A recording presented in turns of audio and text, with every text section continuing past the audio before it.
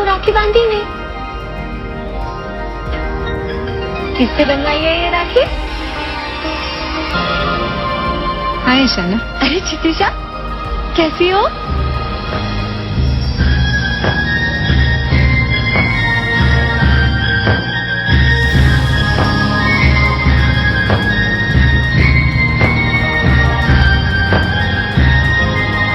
Sorry. अरे sorry क्यों कह रही हो?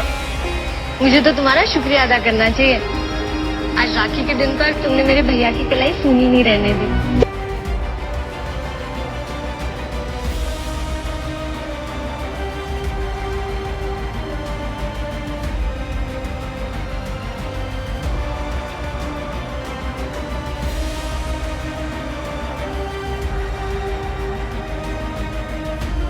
तो भाभी, रिश्तों में आया हुआ ये बदलाव बहुत अच्छा लगा, और ये सब आपकी वजह से। सौम्य भैया से तो तोहफा जरूर लूंगी, लेकिन उसके पहले आपने जो ये खुशियों भरा तोहफा दिया है ना, बहुत अच्छा लगा। अब सौम्य भैया तोहफा नहीं भी देंगे तो भी चलेगा। रियली? अच्छा ठीक है, सौम्य को जो डायमंड का सेट। डायमंड का सेट? ठीक है, तो मैं दे दूंगा। नहीं, जो कुछ भी है मुझे चाहिए। मेरा ही तो है, मेरा हक है, यू नो। ये लड़की कौन है? ये मेरी फियांसे है। फिल्मों में देखा है मैंने, अगर किसी को अपना बनाना है तो उसे जेलस करना चाहिए। देखो, तुम मेरी बॉयफ्रेंड बनने का नाटक करोगे ना।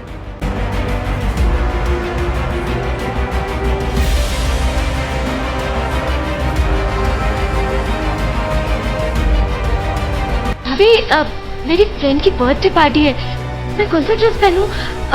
बताइए ना। ईशाना, तुम्हारा और आदि भैया का ब्रेकअप क्यों हुआ?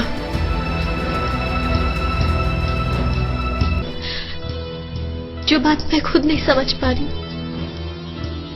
वो मैं आपको कैसे बताऊंगी?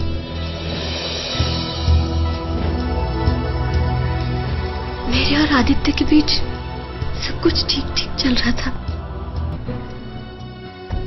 इनफैक्ट वो उसकी मदर को लेके मामा को मिलने भी आया था,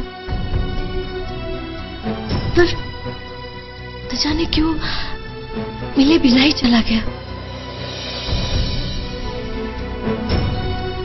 बाद में मुझे पता चला कि आदित्य गलत ढंग से कमाई, चोरी, बेईमानी। पर भाभी, वो सुधरने की कोशिश कर रहा था। मैंने उसे पूछा भी, क्या उसकी मुझे ना मिलने की ये वजह है? सच कहूं भाभी, मुझे तो ये सारी बातें बहुत अजीब और उलझुल जैसी लगती है। पर भाभी, मेरा दिल कहता है आदित्य भी मुझसे प्यार करता है। और भाभी, मैं तो सिर्फ आदित्य से प्यार करती हूँ। नहीं, रुक जाइए।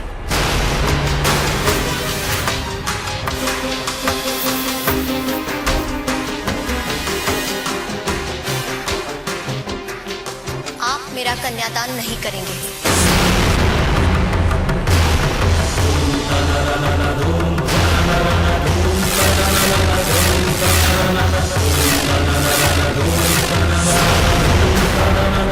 ये हक मैं आपको नहीं देती।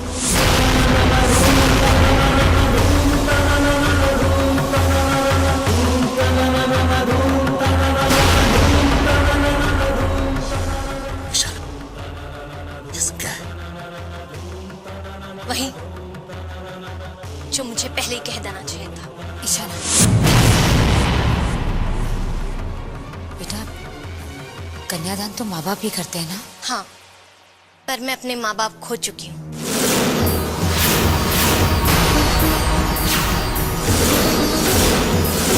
ईशाना,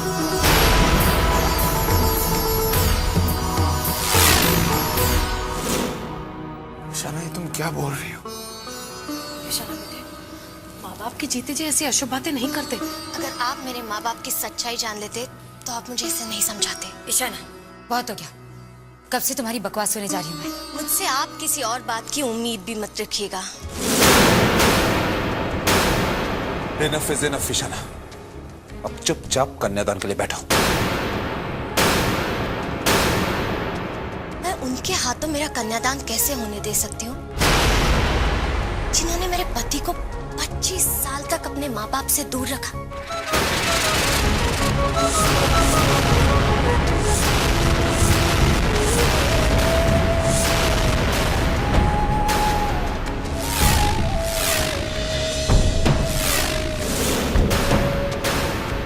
अपने परिवार से दूर रखा। एक बेटे को अपनी माँ की गोद से दूर रखा।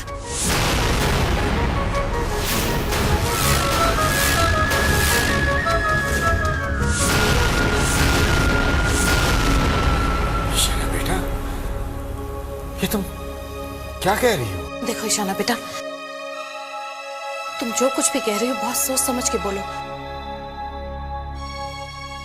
तुम जानती नहीं, हम लोगों के लिए, हमारे खानदान के लिए ये बात बहुत अहमियत रखती है। जानती हूँ दानी माँ, जानती हूँ, पर शर्मिंदा हूँ क्योंकि मैं ऐसे माँ बाप की बेटी हूँ जिन्होंने आपके परिवार की खुशियां छीन ली।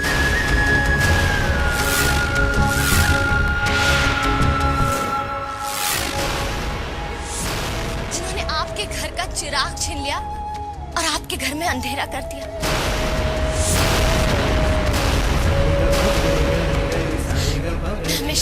मैं हमेशा आदित्य की आंखों में अपने माँ बाप के लिए एक तड़प देखती थी। उसकी आंखों में वो सवाल देखती थी जिनके जवाब वो जानता ही नहीं। मेरे और आदित्य के प्यार की तरफ देख के इन्होंने ये बात छुपा के रखी।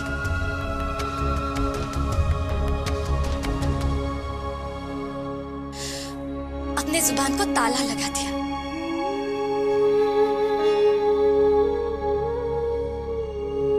नए जुड़ते हुए रिश्तों में दरार ये नहीं डालना चाहती थी, पर मैं कैसे चुप बैठ सकती हूँ?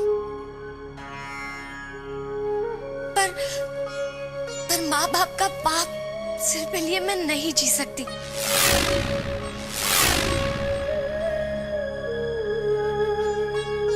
मैं एक झूठ पर ये रिश्ता कायम नहीं कर सकती।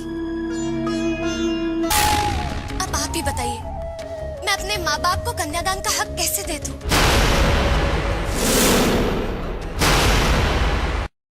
कन्यादान की रस्म को होने तो बेटा।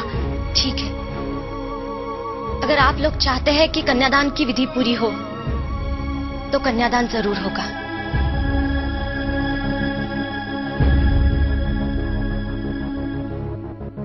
कन्यादान मेरे मामा पापा नहीं, भैया और भाभी करेंगे।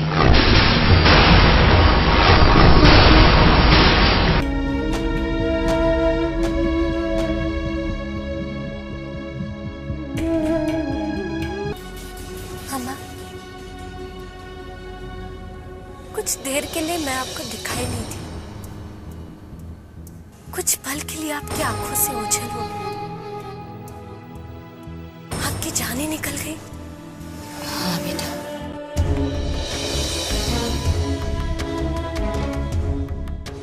हाँ,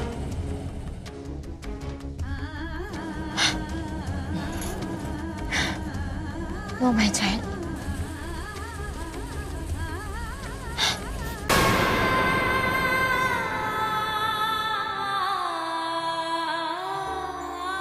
चल मेरे बच्चे, तुझे फेरे के लिए बुला रहे हैं।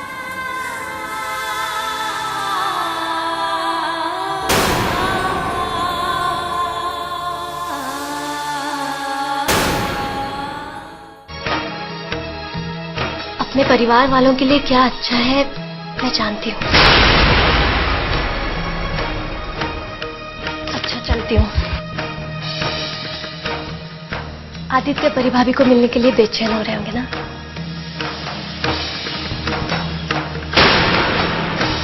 एक बात और, मम्मी जी, इस टॉपिक पर फिर दोबारा कभी कोई बात नहीं करना चाहूंगी।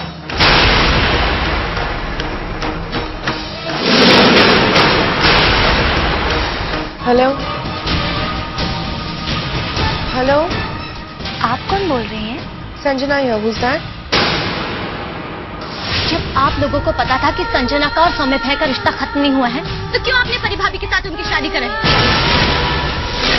बहुत हो चुका, कोई कुछ बोले ना बोले, लेकिन अब मैं चुप नहीं रहूंगी। परिभाभी, आप इतनी सहनशील क्यों हैं? आप इतनी अच्छी क्यों हैं? क्यों सहन कर रही है अन्याय? क्या आपको पता नहीं, ऐसे लोगों को हमेशा दुख ही मिलता है। आपके साथ ऐसा नहीं होना चाहिए। अगर तुम किसी और से प्यार करते होते, नहीं नहीं, ऐसा तो हो ही नहीं सकता था ना। मान लो अगर शादी से पहले तुम किसी और को चाहते होते और शादी के बाद भी तुम अपने प्यार को भुला नहीं पाते, और इन सब के बावजूद मैं तुम्हारा साथ देती और माथे पे शिकन लाए बिना अपने पत्नी धर्म का पालन करती, तो हम तीनों में से सही कौन होता, गलत कौन होता? अगर आप संजना को छोड़ नहीं पाए थे, तो आखिर परिभाभी से शादी ही क्यों की? इतना सब सुनने के बावजूद तुम अभी यही खड़ी हो? निकल जाओ इस घर से और सौम्य भैया की जिंदगी। अभी आप क्यों चुपचाप ये सब सह रही है? शिकायत क्यों नहीं करती?